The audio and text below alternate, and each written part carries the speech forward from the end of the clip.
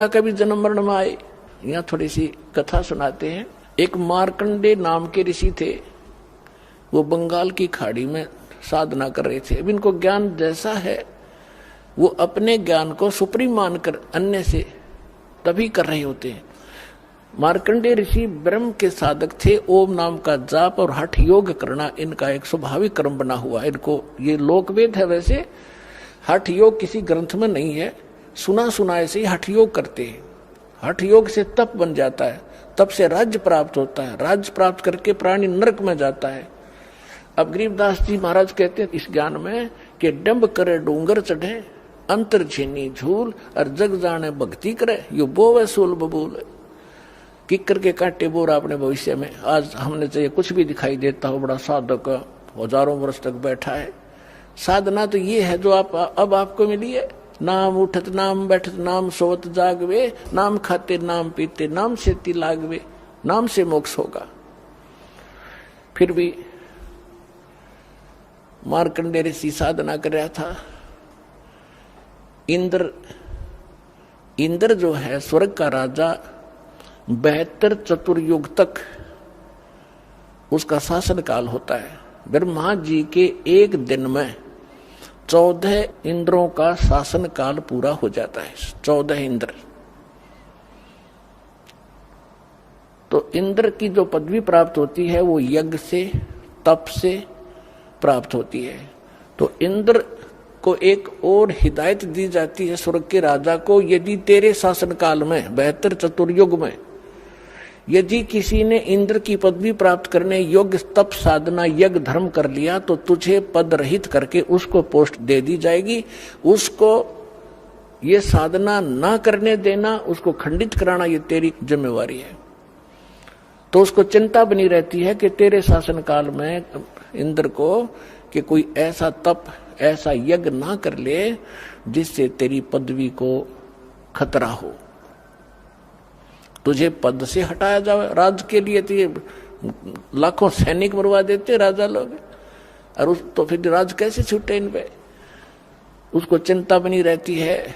वो अपने देवताओं की ड्यूटी लगाता है, तुम इधर भटकते रहो, तुम इधर जाओ, को तपस्या कर रहा हो तो मुझे बताओ। तो उसको पता चला कि बंगाल की खाड़ी में एक मार्कंडे नाम के ऋषि बहुत वर्षों से साधना कर रहे हैं। उसको चिंता हुई कि यदि मार्कंडे ऋषि ने तप पूरा कर लिया तो तेरी इंद्र की पदवी को खतरा होगा। तो उसने एक उर्वशी भेजी उसको, उसके खंडित कराने के लिए उसके तप को। और उर्वशी को ऐसी सिद्धियां दे दी कि उसने वहां जाकर के बसंत जैसा वातावरण बना दिया। और वहां अपने आप ऐसे सुरीले घंटियां बजने लगी जैसे साजबाज बजते हैं, जैसे गानों के अंदर वो बाजे बजते हैं, साजबाज बजता है, ऐसे शुरू हो गए। और आसपास बहुत सुगंध आने लगी हवा में, शीतलता, सुंदर बहुत सुहावनी शीतलता भर गई। और वो लड़की जो उर्वशी गई थी, मार्कंडे ऋषि की आधी आंखें खुली थी, आधी बंद थी। वो सामने डांस करने लगी थोड़ी सी दूरी पे, अपनी चटक मटक कर रही थी, बकवास दो उसने करनी होती है। मार्कंडे ऋषि ने कोई गतिविधि नहीं की। लास्ट में वो बिल्कुल निवस्त्र होगी। तब मार्कंडे ऋषि ने कहा कि हे बेटी, हे बहन, हे माई, आप यहाँ किस उद्देश्य से आए हो? आप अपने वस्त्र पहनो। अब वस्त्र पहनकर वो कहने लगी कि हे मार्कंडे गोसाई, इस बनखंड के अंदर जितने अन्य तपस्वी थे वो तो मुझे देखकर ही डामाडोल हो गए, उनकी तो मन की दशा खराब होगी। लेकिन आपकी समाधि कौन से लोक में थी जो आप डगमग नहीं हुए? मार्कंडे ऋषि ने कहा कि जहां मेरी समाधि थी वहां पर तेरे जैसी सुंदर औरतें तो उन नाचने वालों की नौकरानी थी, मैं तुझे क्या देखूं। अब वो कहां समाधि लगाए बैठा था? ब्रह्मलोक में। पुण्यात्मा दास बहुत बार आपको बता चुका है, फिर भी बताते रहेंगे, क्योंकि प्रत्येक सत्संग में नए स्टूडेंट भी होते हैं। ये जितने भी लोक हैं, शिवलोक, विष्णुलोक, ब्रह्मा का लोक, ब्रह्मा जी का लोक, देवी का लोक, ब्रह्मलोक जिसमें काल की अलग व्यवस्था है, ब्रह्मलोक, या गणेश जी का लोक, ये सब एक रेस्टोरेंट टाइप है। इन्होंने वहां अपने प्रत्येक लोक में रेस्टोरेंट बना रखे हैं। जैसे हिसार में रेस्टोरेंट है, तो रोहतक में है, चंडीगढ़ में है, दिल्ली में जो रेस्टोरेंट हैं वो इनसे बहुत सुपीरियर हैं, अच्छे हैं। बम्बई में रेस्टोरेंट है तो उनके चार्जेस भी ज्यादा ही होते हैं और बकवाद भी ज्यादा ही होती है। इस प्रकार स्वर्ग लोक भी एक रेस्टोरेंट है। विष्णु जी के लोक में भी एक स्वर्ग है, कॉमन स्वर्ग भी है। तो जो सुविधाएं इन अन्य लोकों में है उनसे कई गुना ब्रह्मलोक के अंदर सुंदर औरतें, ये और क्या देखें समाधि में। अपने आत्मा में अभी बालक हो आप इस सिद्धार्थ मार्ग में, जैसे आप बस स्टैंड पर बैठे हो और आधा घंटा बस आने में हो तो 3 बजे उठ कर देखोगे नो खड़ा होकर कड़ही कहाँ से आ गई, यू मन टेकने ना दे। और आप फिल्म देखने जाते हो 3 घंटे तक, 3 घंटे इन्हों नहीं पता लगा गई कि कहाँ कितने समय में चला गया। तो इस मन को बकवाद चाहिए, ना तो टेकने ना दे जीव ने। ये समाधि लगा कर बैठे नजर आते थे साधु और तपस्वी हमारे शरीर में। ये हमारा एक शरीर है, ये एक टीवी समझ लो, टेलीविजन, और इस टेलीविजन के अंदर चैनल लगे हुए हैं। जैसे मूल कमल में गणेश जी वाला चैनल है और फिर आगे से 2 उंगल ऊपर रीढ़ की हड्डी जो है बैकबोन, इसके अंदर की साइड में जहाँ ये नीचे गुदा के पास जाके अंड होता है, इसके अंदर की साइड में 2 उंगल ऊपर नीचे से गणेश जी का लोक चैनल है, कमल है। उससे ऊपर स्वाद चक्र है, सावित्री ब्रह्मा का के लोक का जो भी कार्यक्रम वहां हो रहा है इसमें देख सकते हैं हम। जैसे टीवी में आप जिस भी टीवी चैनल को ऑन करोगे और उसमें जहां का प्रोग्राम हो रहा होगा वो आप यहाँ बैठे देख सकते हैं।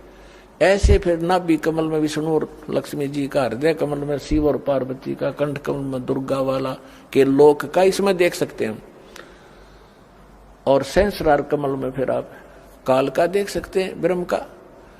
तो ये क्या होता है कि ये जब समाधिस्थ होते हैं तो पूर्व संस्कारित होते हैं, जो डलेट हो रहे हैं, साधना कर रहे हैं, भटक रहे हैं बेचारे, तो सतयुग त्रेता द्वापर में वो पुण्यात्माएं जन्म लेती हैं जिनकी स्वाभाविक समाधि लग जाती है। प्रत्येक आदमी की बहुत अच्छी साधना होती है, उनकी पिछले संस्कारवश उनके कमल भी थोड़े थोड़े खुले होते हैं।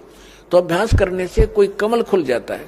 जिस कमल में को वो देख रहा है और टेलीविजन की तरह काम कर रहा है, कहीं नाच हो रहे हैं, कहीं गाने हो रहे हैं, कहीं बाग बगीचे लहर फले फूले दिखाई देते हैं और फिर आगे घूमता रहता। तो ऐसे ये मन यहाँ तो बैठा दिखे, 10 वर्ष पीछे बैठा है, इतने समय से बैठा है, और ऊपर वो देख रहा है सैर से पट्टे कर रहा है।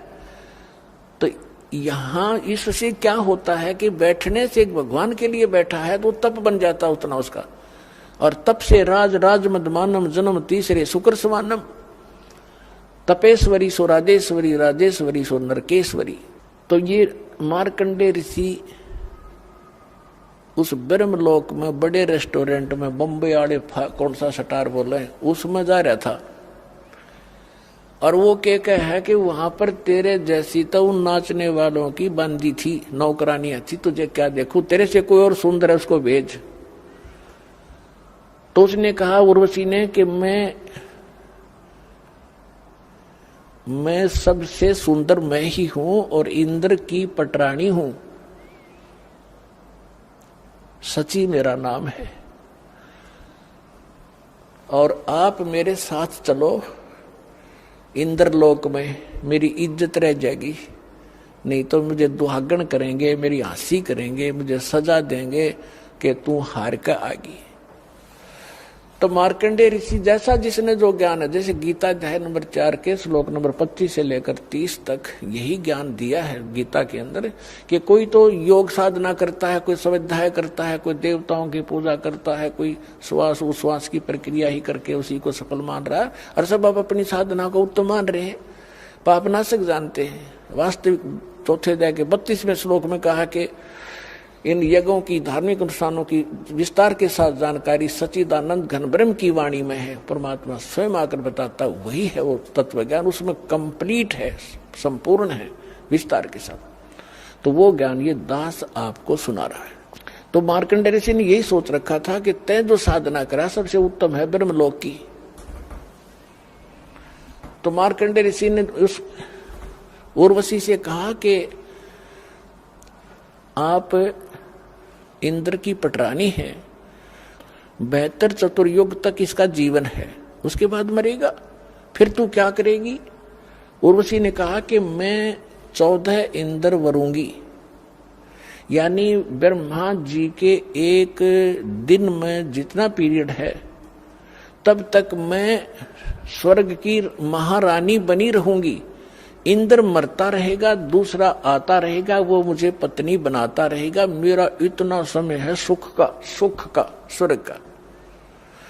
अपना आत्माओं देखो, उस प्यारी आत्मा ने कभी मनुष्य जीवन मिला होगा, कोई उसने कैसी कठिन साधनाएं कठिन तप किए होंगे जो स्वर्ग की महारानी बनी, और इतने लंबे समय तक। और अंत में क्या होगा इसका इनको भी ज्ञान होता वहां जाने के बाद, लेकिन विकल्प नहीं था, क्योंकि कोई सतगुरु लगे न कान न भेंटे वो संतरे। तो क्या कहती है, मार्कंडेय ऋषि ने पूछा कि जब इंद्र मरेगा, मृत्यु होगी, तब तू क्या करेगी? कि 14 इंद्र वरूंगी मैं, यानी नेक्स्ट इंद्र जो इस पदवी पर आएगा वो मुझे पत्नी बनाएगा, उसके साथ भी मैं ऐसे मौज मस्ती मारूंगी, स्वर्ग में रहूंगी। यानी वो महानता बता रही थी अपनी, मैं इतनी सुखी हूं, इतने समय तक सुख स्वर्ग में रहूंगी। मार्कंडेय बोले कि वो 14 भी मरेंगे, फिर तू क्या करेगी? फिर भी तो मरेगी। तब वो खुद कहती है कि जितने इंद्र मैं भोगूंगी वह तो गधे बनेंगे मृतलोक में, और मैं गधी बनूंगी। फिर मार्कंडेय ऋषि बोला कि मुझे वहां क्यों ले जा रही थी तू, इसे गंदे लोक में जिसका राजा भी गधा बने मृत्यु के उपरांत, रानी गधी बने। तब उसने कहा मैं अपनी इज्जत रखने के लिए ले जा रही थी। बता, ये इज्जत की भी ठेकेदार तू 14 खत्म करेगी, हर मरने के बाद गधी बनेगी, अब भी इज्जत की ठेकेदार बनी बैठी है। तो हमारी अकल मार रखी है, काल ने बुद्धि नहीं छोड़ रखी। अब इंद्र आ गया, हार गए वे, उनके सारे तगड़मबाजी जंतर मंत्र दाव पेच खत्म हुए। तो इंद्र ने आके स्वयं समर्पण कर दिया कि हे बंद निवाज, इंद्र की गद्दी प्राप्त करो, तुम जीते हम हारे। मार्कंडेय ऋषि ने, क्योंकि उसने ऊपरला होटल रेस्टोरेंट दिखा था, तो कह रहा क्या रे अरे इंद्र, तेरी इंद्र की गद्दी मेरे किस काम की, मुझे नहीं चाहिए तेरा, तू रख अपनी को। और इंद्र आजा तुझे भक्ति बता दूं, छोड़ दे इस गंदी, कल मरेगा गधा बनेगा, छोड़ इस राज को, आजा तुझे भक्ति बताता हूं ब्रह्मलोक की, ऐसे साधना कर ले। उसने ब्रह्मलोक तक का पता था। अब देखो सबके साथ अपने आत्माओं, इंद्र का राज्य की ये स्थिति है। क्या कहता है कि हे महाराज जी, अब तो मुझे राज करने दो, फिर कभी देखूंगा। फिर खाक देखा गधा बने पास, फिर तो कुमार देखेगा तने।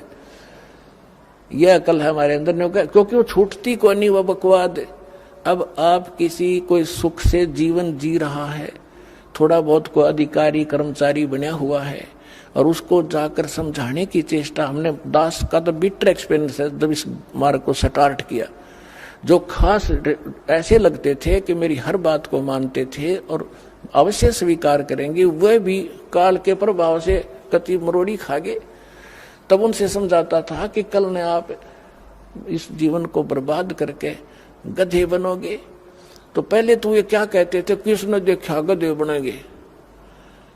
फिर हम बताते थे जैसे अंधा गलत मार्ग जा रहा है, बाग की बजाय जंगल में जा रहा है, और उसको कोई आंखों वाला कहे कि भाई सूरदास आप गलत रास्ते आ रहे हो, कहाँ जा रहे हो? कहता हूँ बाग में जा रहा हूँ।